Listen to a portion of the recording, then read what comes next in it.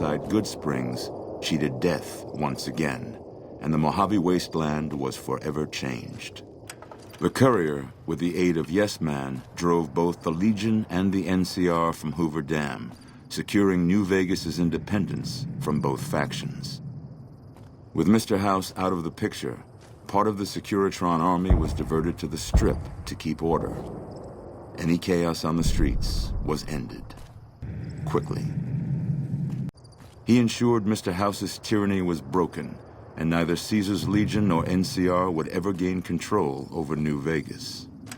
Tabitha and Rhonda went east, through Caesar's land. Occasionally, tales of their exploits found their way back west, though few believed them. Eventually, the stories concerning the duo were collected and published, and proved to be quite popular with children. Though the wasteland became anarchic after Hoover Dam, the Boomers' display of power dissuaded fortune seekers from attempting to penetrate Nellis. Their leaders destroyed by the courier, the fiends scattered throughout the wasteland. Without the organization of Motor Runner, Cook, Violet, and Driver Nephi, they were easy prey. After the courier ensured New Vegas remained free, the followers found that independent Vegas was even more unstable and violent than before. Old Mormon Fort became excessively burdened by the influx of patients, struggling to provide even the most basic of services. Arcade was proud to have been one of the defenders who helped repel the Legion from Hoover Dam. He was prouder still to see the area freed from the shackles of the NCR and Mr. House. Though independence for New Vegas was not all he hoped it could be, Arcade used his Enclave knowledge and technology to keep order wherever he could. With New Vegas's independence formally declared, Goodsprings thrived. More travelers stopped by Goodsprings on their way to and from the Strip, and the locals grew prosperous from the traffic. After generations of being beaten down, the great Khans were finally broken by the courier. Those few who avoided the courier's wrath moved north into the wilderness of Idaho, where they tried once more to rebuild. Thanks to the courier and Lily, a cure for the Nightkin's schizophrenia was found shortly after Dr. Henry's experiment concluded. Nightkin and other super mutants in the wasteland flocked to Jacobstown, and the town became known as a haven where a mutant could find peace. Lily continued to take her medicine at half doses, and although she remembered her grandchildren, her mind remained muddled and confused. Eventually, she parted ways with the courier and traveled west, seeking the remnants of her past. The Kings retained their control of Freeside, and while they continued to favor the needs of locals, they tolerated the citizens of the defeated NCR. Revitalized by Violetta's brain, Rex eventually learned to balance the memories of his old life with Violetta's experiences among the brutal fiends. His mind had difficulty adjusting, but Rex eventually found peace with his new, more vicious self. Shaped up by the courier's advice, the Misfits distinguished themselves during the Legion's attack on Camp Golf.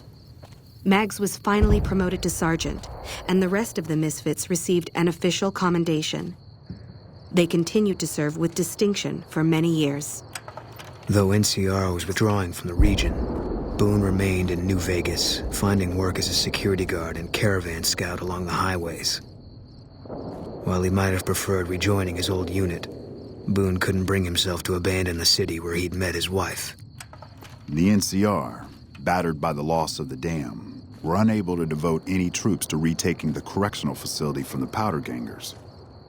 As a result, Powder Ganger raids on caravans became an unfortunate fact of life in the Mojave for years to come. Armed with a wide array of improvised explosives and stolen weapons, the Vault 19 Powder Gang tormented the Mojave wasteland for years. Citizens of the NCR were favorite targets, and they always suffered the worst fates. Prim Slim proves to be an able-minded, if not able-bodied, sheriff for Prim. And due to his slow speed, some crooks get away without a scratch. But Prim continues to prosper under his watchful, robotic eye.